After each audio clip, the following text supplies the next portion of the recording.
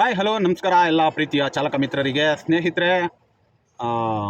R T O ಸಂಚಾರ ವಿಭಾಗ ಸ್ನೇಹಿತರೆ, ಈ ಆರ್ ಟಿ ಒದವ್ರಿಗೆ ನಿಜವಾಗಲೂ ಕೂಡ ಸಂಪೂರ್ಣವಾಗಿ ಅವ್ರಿಗೆ ಎಷ್ಟು ಸಲ ಬೈದರು ಅಷ್ಟೇ, ಆದರೂ ಕೂಡ ಮತ್ತೆ ಬೈತಾನೆ ಹೇಳ್ಬೇಕು ಅವ್ರಿಗೆ. ಏಕೆಂದರೆ ಬೈಲಿಲ್ಲ ಅಂದರೆ ಅವ್ರಿಗೆ ತಿಂದಿದ್ದು ಮೈಗೆ ಅರ್ಗೋದೇ ಇಲ್ಲ. ನೋಡಿ, ಅಕ್ರಮವಾಗಿ ಬಾಂಗ್ಲಾದಿಂದ ಬಂದಂತಹ ವ್ಯಕ್ತಿಗಳಿಗೆ ನೇರವಾಗಿ ಊಬರ್ನಂತಹ ಸಂಸ್ಥೆಯಲ್ಲಿ ಫ್ಲೀಟ್ ವ್ಯವಸ್ಥೆಯ ಕಾರ್ಗಳು ಸಿಗುತ್ತೆ ಅಂತಂದರೆ, ಅದರಲ್ಲೂ ಭಾರತದಲ್ಲಿ ಅಕ್ರಮವಾಗಿ ಬಂದು ನೆಲೆಸಿ ಇಲ್ಲಿನ ಆಧಾರ್ ಕಾರ್ಡನ್ನು ಮಾಡಿಸ್ಕೊಂಡು ಇಲ್ಲಿನ ಬ್ಯಾಂಕ್ಗಳ ಮುಖಾಂತರವಾಗಿ ಲೋನ್ಗಳನ್ನ ತೆಗೆದುಕೊಂಡು ಅವರುಗಳಿಗೆ ರಾಜಾರೋಷವಾಗಿ ಬೆಂಗಳೂರಿನಲ್ಲಿ ನಾನು ಕೂಡ ಕರ್ನಾಟಕ ಭಾರತದ ವ್ಯಕ್ತಿ ಅನ್ನೋ ರೀತಿಯಲ್ಲಿ ಬದುಕುವಂತಹ ವ್ಯವಸ್ಥೆಯನ್ನು ಕಲ್ಪಿಸಿಕೊಟ್ಟಿರ್ತಕ್ಕಂತಹ ಸಾರಿಗೆ ಇಲಾಖೆಗಳು ನಾಚಿಕೆ ಆಗಬೇಕ್ರಿ ನಿಮಗೆಲ್ಲ. ಅದೇ ಒಬ್ಬ ಕನ್ನಡಿಗ, ಅದೇ ಒಬ್ಬ ಭಾರತೀಯನಿಗೆ ನಿಮ್ಮ ಇಲಾಖೆಯಿಂದ ನೂರಾರು ರೂಲ್ಸ್ ಆ್ಯಂಡ್ ರೆಗ್ಯುಲೇಷನ್ಸ್ಗಳನ್ನ ಹಾಕ್ಕೊಂಡು ಹಗಲು ರಾತ್ರಿ ನೆಮ್ಮದಿಯಾಗಿ ಮಲಗೋಕ್ಕೂ ಬಿಡದೇ ಇರೋ ರೀತಿಯಲ್ಲಿ ಕತ್ತಿ ಹಿಸುಕ್ತೀರ. ಸಾರಿಗೆ ಇಲಾಖೆಯಲ್ಲಿ ಕುಳಿತಿರ್ತಕ್ಕಂಥವ್ರು ಎಲ್ಲರೂ ಕೂಡ ಹೇಸಿಗೆ ತಿನ್ನಕ್ಕೆ ಕೂತಿದ್ದಾರೆ ಅಂತಲೇ ಅನ್ನಬೇಕಾಗುತ್ತೆ. ಅವರು ಮಾಡ್ತಿರುವಂತಹ ಕರ್ತವ್ಯ ಕೆಲಸ ಕಾರ್ಯಗಳು ಕೂಡ ಅದೇ ರೀತಿಯಲ್ಲೇ ಇದೆ. ಅದಕ್ಕೊಂದು ಸಾಕ್ಷಿಯಾಗಿ ಈ ಒಂದು ವಿಡಿಯೋ ಇದೆ, ಹಾಕ್ತೀನಿ ನೋಡಿ ಸ್ನೇಹಿತರೆ. ವಿಷಯ ಏನಪ್ಪಾ ಅಂದ್ರೆ, ಏನು ಕಾಡುಗುಡಿಯಲ್ಲಿ ಸರ್, ಇದು ಕಾಡುಗುಡಿ ದೊಡ್ಡಬೇನಹಳ್ಳಿಯಲ್ಲಿ ಏನು ಅಕ್ರಮ ಬಾಂಗ್ಲಾ ವಲಸಿಗರನ್ನ ನಾವು ಹಿಡಿದಿದ್ದೀವಿ. ಏನು ಇವರು ಅಕ್ರಮವಾಗಿ ನಮ್ಮ ಭಾರತಕ್ಕೆ ಬಂದು ಇಲ್ಲಿ ಭಾರತದಲ್ಲಿ ಇಲ್ಲಿ ಎಲ್ಲ ಫೇಕ್ ಆಧಾರ್ ಕಾರ್ಡು, ಪ್ರತಿಯೊಂದು ಡಾಕ್ಯುಮೆಂಟ್ ಗಳನ್ನ ಫೇಕ್ ಮಾಡಿಕೊಂಡು ಇಲ್ಲೆಲ್ಲ ಗಾಡಿಗಳನ್ನು ತಗೊಳ್ಳೋದಾಯ್ತು. ಪ್ರತಿಯೊಂದನ್ನು ಒಂದು ಸ್ಟೆಪ್ ಮೇಲೆ ಇದ್ದಾರೆ ಅನ್ನೋ ವಿಚಾರದಲ್ಲಿ ಮಾನ್ಯ ಸರ್ಕಾರಕ್ಕೆ, ಮಾನ್ಯ ಪ್ರಿಯಾಂಕಾ ಖರ್ಗೆ ಸಾಹೇಬರಿಗೆ ನಾನು ಕೇಳೋದು ಒಂದೇ ವಿಷಯ ಏನಪ್ಪಾ ಅಂದ್ರೆ, ನಿಮಗೆ ಪುನೀತ್ ಕೆರಳಿ ಮಾತ್ರ ಕಾಣ್ತಾರಾ ಅನ್ನೋ ವಿಚಾರದಲ್ಲಿ. ಅವ್ರು ಮಾತ್ರ ಕಾಣ್ತಾರ, ಇವ್ರು ಯಾರು ಕಾಣಲ್ವಾ?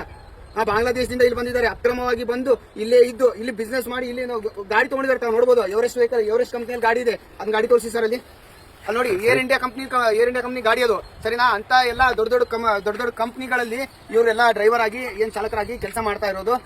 ಇದು ಬಹಳ ಒಂದು ದೀರ್ಘದಲ್ಲಿ ಇರ್ತಕ್ಕಂಥ ವಿಚಾರ.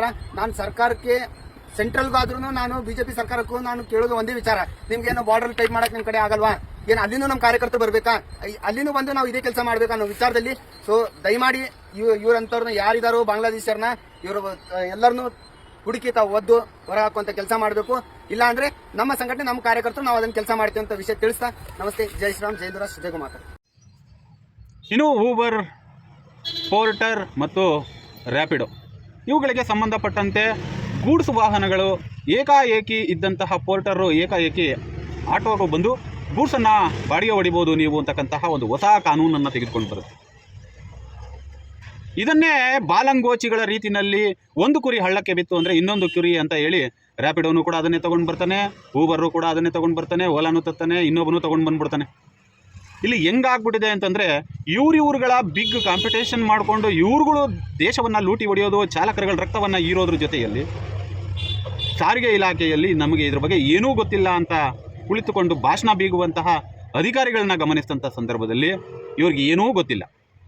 ಇವ್ರಗಳನ್ನ ಕತ್ತೆ ಕಾಯೋದಕ್ಕೆ ಅಂತಲೇ ಆರ್ ಟಿ ಒ ಇಲಾಖೆಯ ಒಳಗಡೆ ಕೂರಿಸಿ ಸಂಬಳವನ್ನು ಕೊಟ್ಟು ಚೆನ್ನಾಗಿ ಜಬರ್ದಸ್ತಾಗಿ ಭಾಳ ಬದುಕಬೇಕಾದಂತಹ ಊಟವನ್ನು ಹಾಕಿ ಇವ್ರನ್ನ ಸಾಕ್ತಾ ಇದೀವಿ.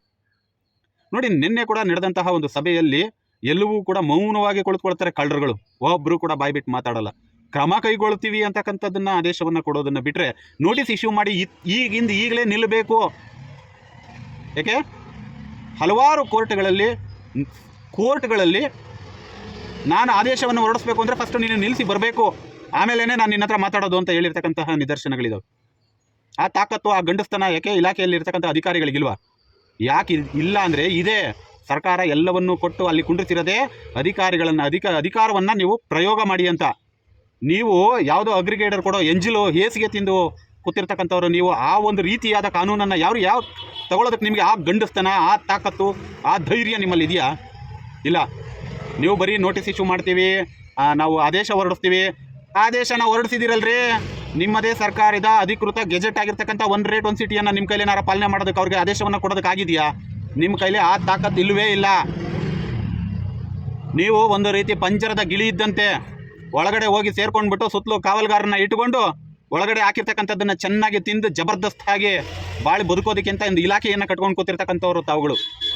ನಿಮಗೆಲ್ಲಿದೆ ಆ ಒಂದು ಜಬರ್ದಸ್ತು ಆದೇಶವನ್ನು ಹೊರಡಿಸ್ತಕ್ಕಂತಹ ವಿಚಾರವಾಗಿ?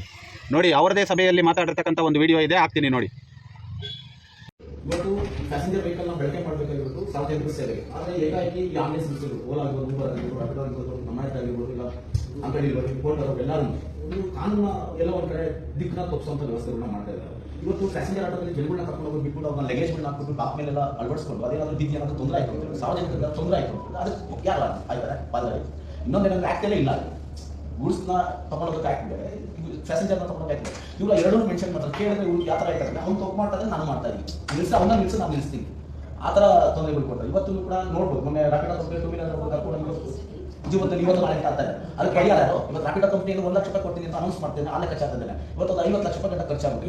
ಮುಂದೆ ಇಂತಹ ಭ್ರಷ್ಟ ಸಾರಿಗೆ ಇಲಾಖೆ ಅಧಿಕಾರಿಗಳ ಜೊತೆಯಲ್ಲಿ ನಾವೆಲ್ಲರೂ ಒಗ್ಗಟ್ಟಾಗಬೇಕು, ಒಗ್ಗಟ್ಟಿನ ಶಕ್ತಿ ಪ್ರದರ್ಶನವನ್ನು ಮಾಡಬೇಕು. ಯಾರ ಮೇಲೆ ಮಾಡ್ತೀರಾ ಶಕ್ತಿ ಪ್ರದರ್ಶನವನ್ನು? ಯಾರ ಮೇಲೆ ಮಾಡ್ತೀರಾ? ಅವರೆಲ್ಲ ಫಿಕ್ಸ್ ಆಗಿ ಹೋಗ್ಬಿಟ್ಟಿದ್ದಾರೆ. ನಿಮ್ಮ ವಾಯ್ಸ್, ನಿಮ್ಮ ಒಂದು ಪ್ರಚೋದನೆ, ನಿಮ್ಮ ಒಂದು ಹೋರಾಟಗಳು ಕೇವಲ ಅವತ್ತಿಗೆ ಸೀಮಿತವಾಗಿರ್ತದೆ. ನಿಮ್ಮನ್ನು ಒಂದು ದಿನ ಕಂಟ್ರೋಲ್ ಮಾಡಿದರೆ ಇನ್ನು 3 ವರ್ಷ 4 ವರ್ಷ ನಿಮ್ಮನ್ನು ಆರಾಮಾಗಿ ಮೇಂಟೈನ್ ಮಾಡ್ಬೋದು ಅಂತಕ್ಕಂತಹ ಒಂದು ಕಾನ್ಸೆಪ್ಟು, ಅಂತ ಒಂದು ಮೈಂಡ್ ಸೆಟ್ಟನ್ನು ಇಟ್ಕೊಂಡಿರ್ತಕ್ಕಂತಹ ಸಾರಿಗೆ ಇಲಾಖೆ ಅಧಿಕಾರಿಗಳು, ಇವ್ರುಗಳಿಗೆ ಹೋಗಿ ನಾವು ಪಾಠ ಮಾಡೋಕ್ಕಾಗುತ್ತಾ? ನಾವು ಹೋರಾಟ ಮಾಡಿದರೂ ಕೂಡ ಸರ್ಕಾರ ಏನಾದರೂ ನಮ್ಮ ಪರವಾಗಿ, ಅಂದರೆ ಚಾಲಕರ ಪರವಾಗಿ ನಿಂತ್ಕೊಂಡು ನಿಮ್ಮ ಪರವಾಗಿ ನಾವು ಇದೀವಿ ಅಂತ ತೋರಿಸುವಂತಹ ಎದೆಗಾರಿಕೆಯನ್ನು ಹೊಂದಿರತಕ್ಕಂತಹ ರಾಜ್ಯದ ಯಾವುದಾದ್ರೂ MLAಗಳನ್ನು ಆಯ್ಕೆ ಮಾಡಿದ್ದೀವ ನಾವು? ಅಂತಹ ಜಬರ್ದಸ್ತಾಗಿ ನಿಂತ್ಕೊಂಡು ಇಡೀ ಸಾರಿಗೆ ಇಲಾಖೆಯನ್ನು ನನ್ನ ಕಂಟ್ರೋಲ್ನಲ್ಲಿ ಇಟ್ಕೊಳ್ತೀನಿ ಅಂತಕ್ಕಂತಹ ಇಲಾಖೆ ಅಧಿಕಾರಿಗಳನ್ನೇನಾದರೂ ನಾವು ಕಂಡಿದ್ದೀವಾ? ಇಲ್ಲ ಸಚಿವರನ್ನೇನಾದರೂ ಕಂಡಿದ್ದೀವಾ? ನಮ್ಗಳದ್ದು ಏನಿದ್ರು ಬಾಯಿ ಬಡ್ಕೊಳ್ಳೋದಷ್ಟೇ ಆಗಿದೆ.